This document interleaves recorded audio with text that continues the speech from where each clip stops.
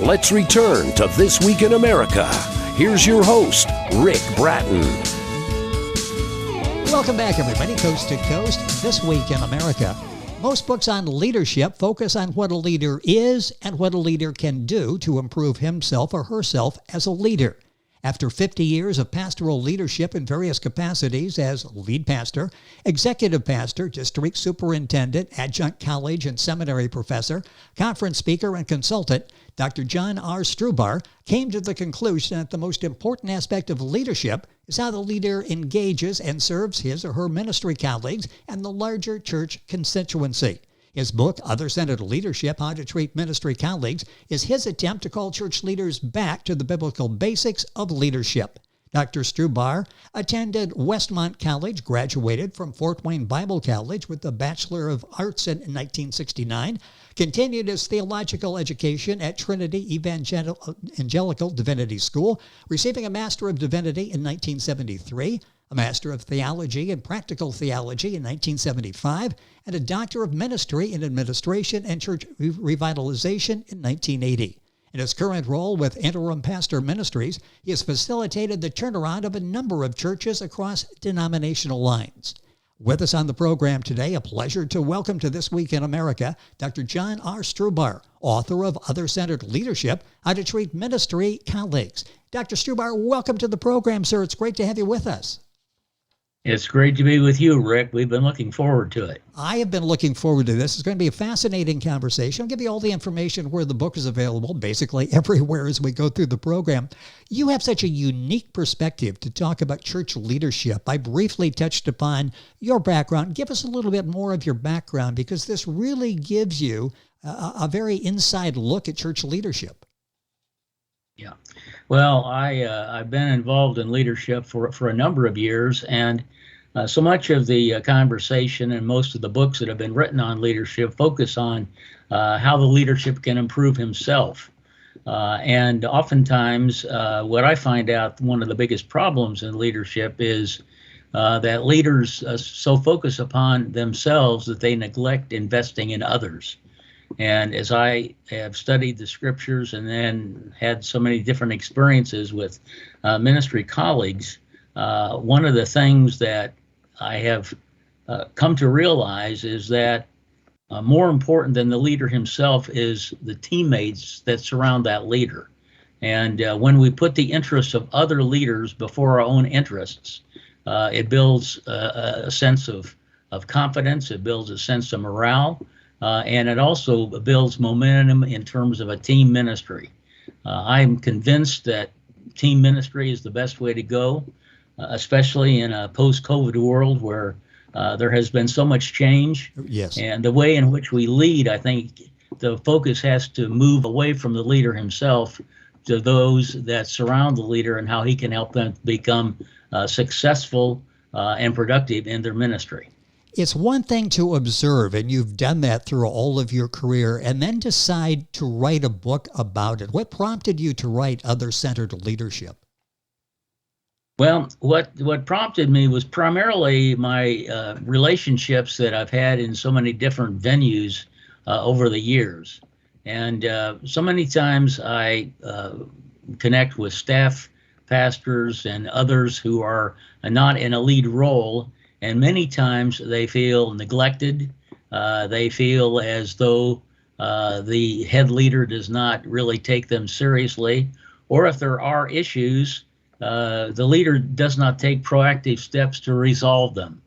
And hence there are a lot of people that are serving in ministry positions where they have lost their sense of call, they have lost the sense of how they contribute to the team, simply because the leader has not taken any initiative toward them in terms of mentoring them or investing in them so that they can become stronger leaders and make a greater contribution to the team.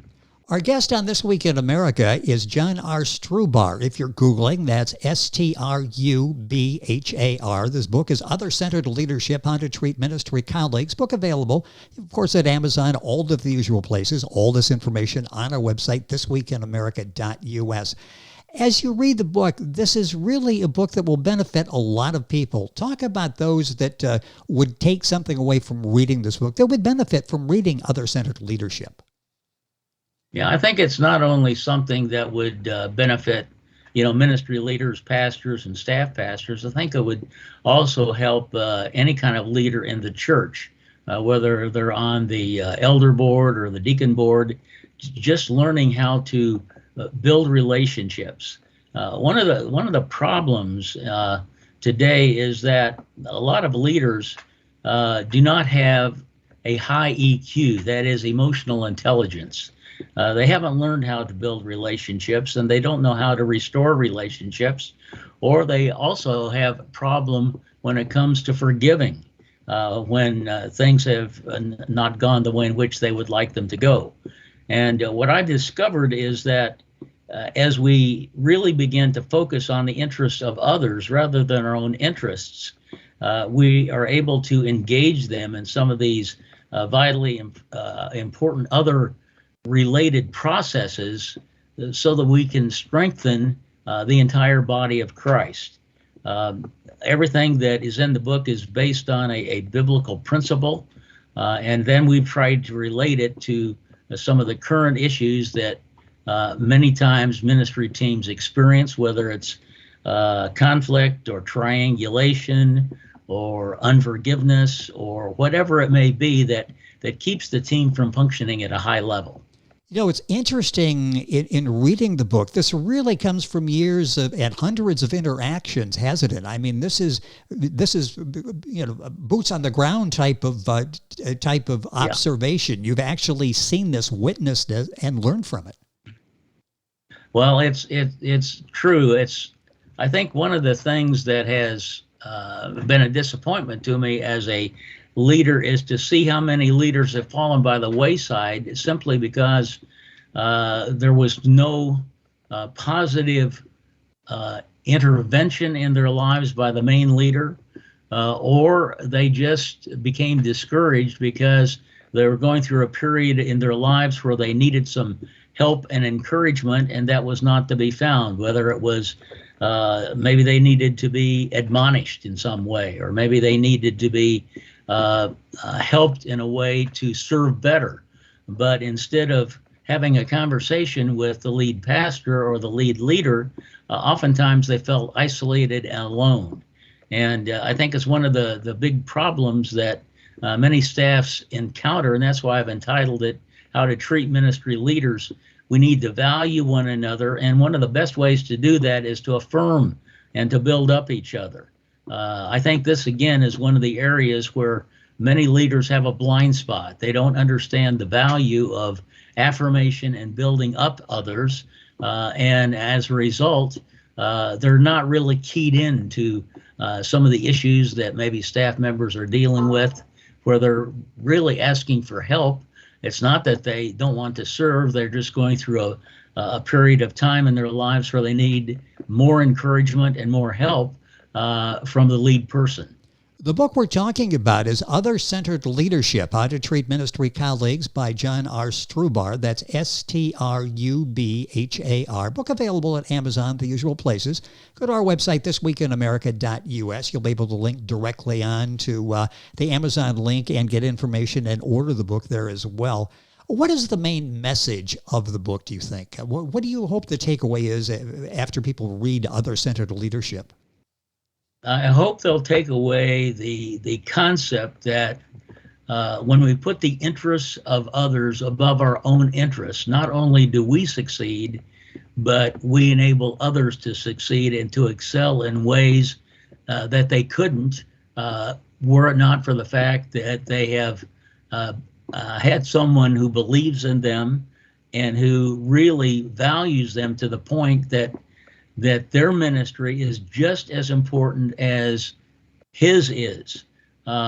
It's amazing to me that so many leaders get hung up on ego. They get hung up on advancing their own agenda. But when we put the interests of other leaders before our own leaders, we help everyone else to achieve greatness. And I think the thing that really stimulated me to think about this was when Pat Riley was talking about Magic Johnson back in the 80s when Magic was playing for the Lakers. And we actually lived in Pacific Palisades at the time and would go to many of the Laker games at the old Forum in LA. And Pat Riley would say that what makes Magic Johnson great was not his individual skills, but that he made other players look great. Yes. He brought out greatness in others. And the whole premise of the book is, as we invest in others, we bring out greatness in our colleagues, which really advances the kingdom of God. Boy, time is going by so quickly. So much great information packed into Dr. Strubhar's book, Other-Centered Leadership, How to Treat Ministry Colleagues. I mentioned in the intro, this is different than other books on leadership. You touched on that at the beginning of the conversation.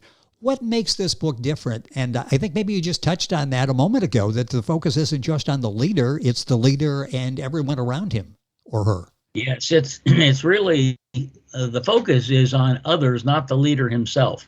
Again, I think this has been a blind spot, and we haven't learned how to cultivate in many venues and in many situations the importance of relationships in making a strong team. Everything rises and falls on relationships. And as I studied the scriptures, it seemed to me that over and over again, the emphasis is on the fact that God calls us to invest in one another.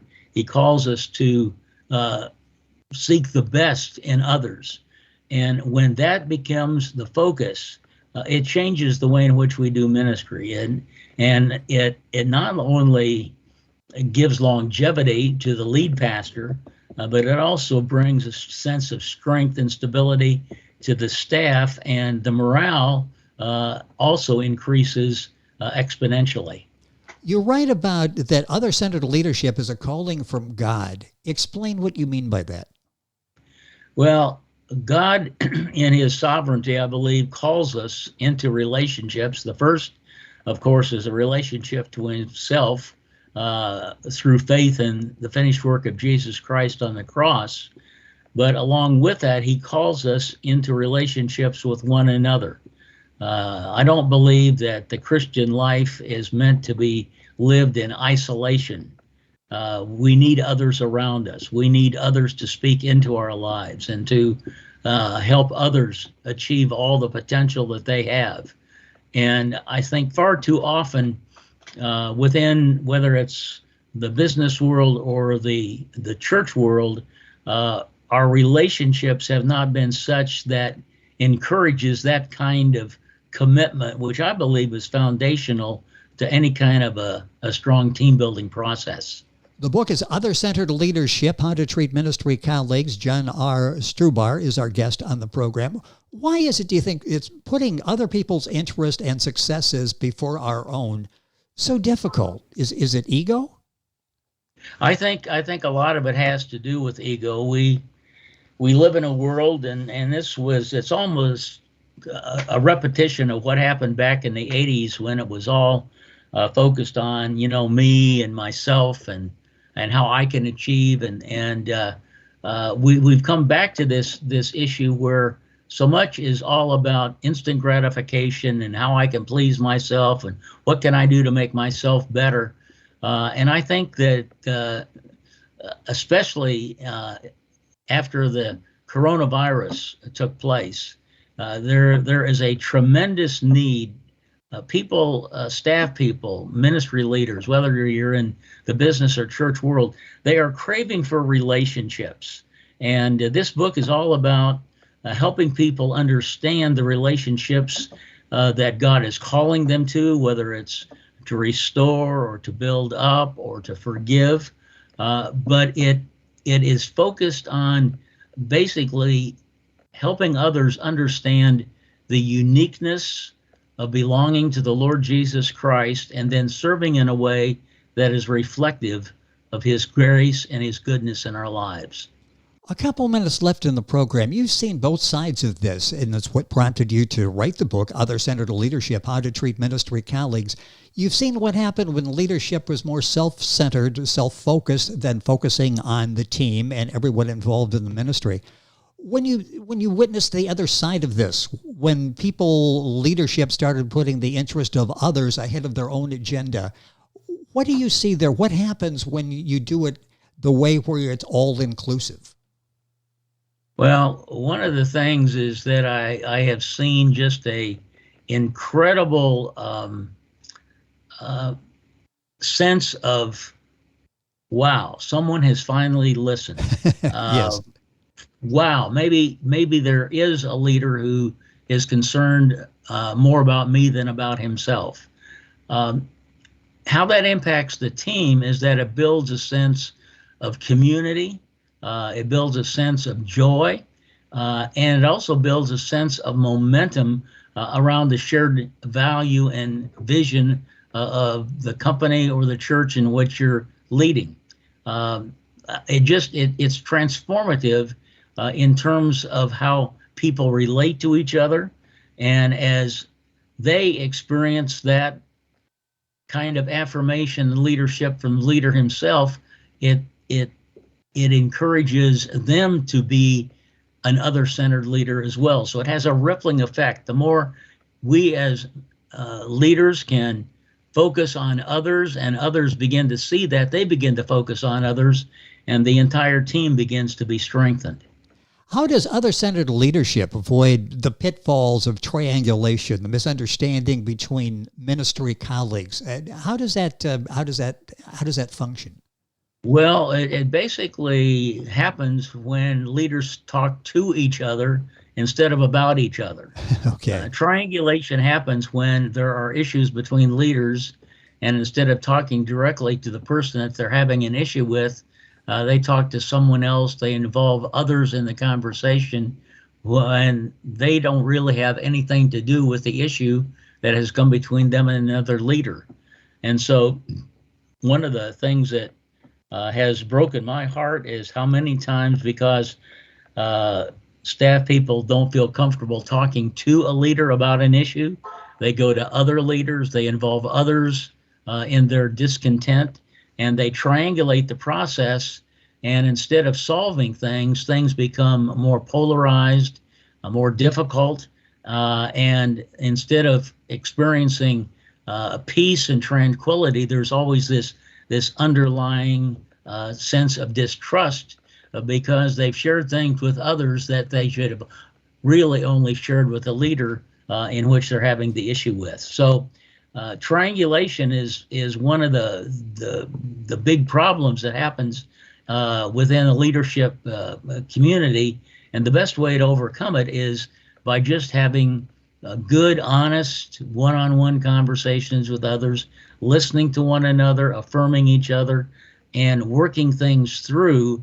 The last thing you want to do is start talking about each other, and that's where triangulation really sets in and can have some devastating effects. Great words of wisdom. Listening would get us through so many problems, wouldn't it, if we would just listen and actually really listen to what people are saying?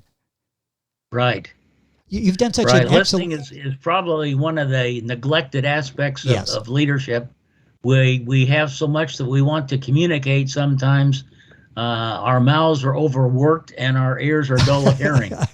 Yes, as somebody's talking, we're loading up our mouth to a response, and it may not even be a response. That's what happens many times, and oftentimes when we don't listen, we respond incorrectly, and that further exacerbates the issue. You know, this book is so well written. Are you working on other books now? Not at the moment. I just have finished up this period of time where I've been involved in so many churches that have had issues, and so I'm going to take a little bit of a hiatus, but I've got a couple other ones percolating in my mind. I just haven't been able to put it in any kind of a manuscript yet. Well, this book is so well done. It's a book on just leadership in general, one of the better books on leadership that you will read. The book is Other-Centered Leadership, How to Treat Ministry Colleagues by John R. Strubhar. That's Strubhar. Book available Amazon, Barnes & Noble, all the usual places. Link onto our website for more information. I want to thank Adventure Time Narratives for arranging our conversation with Dr. Strubhar on the program today. So much more we can talk about. Hopefully we'll have a chance to do this in the future. The book is so well done, so powerful, and will really make an impact in the hands of so many people in their leadership style, in the church, and just in leadership in general. Doctor, thank you so much for being with us on the program. Well, thank you so much, Rick, for having me. It's been a joy to share a little bit about other-centered leadership. Thank you so much. It has been our pleasure. And again, hopefully we can pick up on that because so much more to talk about. So just buy the book, Other-Centered Leadership, How to Treat Ministry Colleagues. John R. Strubhar, our guest on the program. Information on our website, thisweekinamerica.us. And we're back after these messages. This Week in America is online. You can visit our website, thisweekinamerica.us. Scott Pinkerton, Associate Producer of This Week in America. Jay Anderson, Segment Producer. Ben Watson, Webmaster. Otto Bechet, Director of Engineering and TV Production. This Week in America produced and is a trademark of Blue Funk Broadcasting, LLC. For information on all of our guests and to listen to this week's show, our website again at thisweekinamerica.us. And I'm Sean Bratton, Executive Producer of This Week in America.